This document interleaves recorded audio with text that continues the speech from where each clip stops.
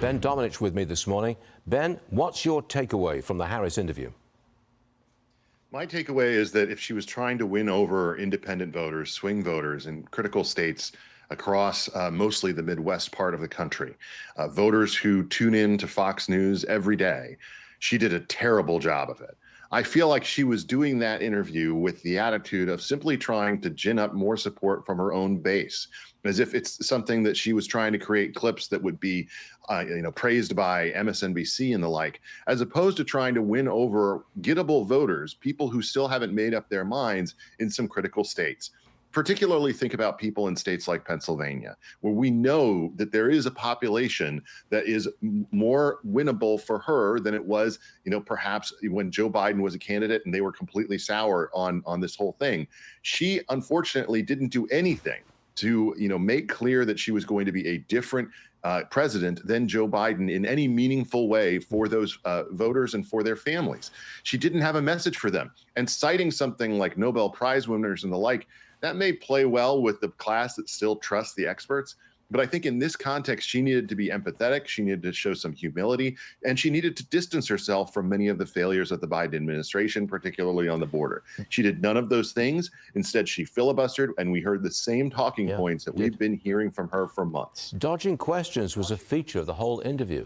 Here's an example of her dodging a question about the president and President Biden's mental fitness. Watch this.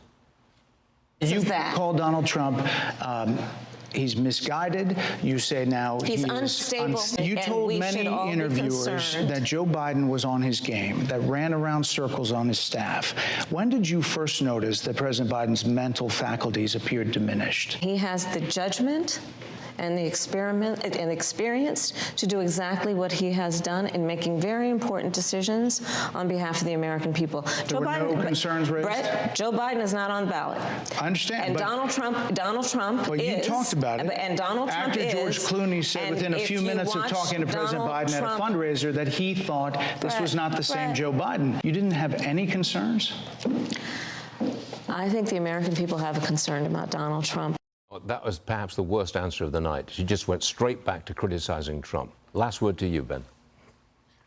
I do think it's an experiment, by the way, Stuart, to have Joe Biden continue to be president for the next couple of months. I'm not sure it's a good experiment for the country, but I do think that in this context, she needed to have a better answer for that. It's none of these questions were gotcha questions. None of them should have come as a surprise. They're all the questions that should have been asked, frankly, in tougher interviews much earlier in this process. And the fact that she's doing it at this late stage with such low preparation and with such refusal to address these very obvious things that she needs to in order to win, I think is an indictment of her as a candidate and her campaign as an approach to trying to win over any American that doesn't already automatically agree with them on everything. Ben Domenech, thanks for being with us today. Always appreciate it. Good to be with you. Soon.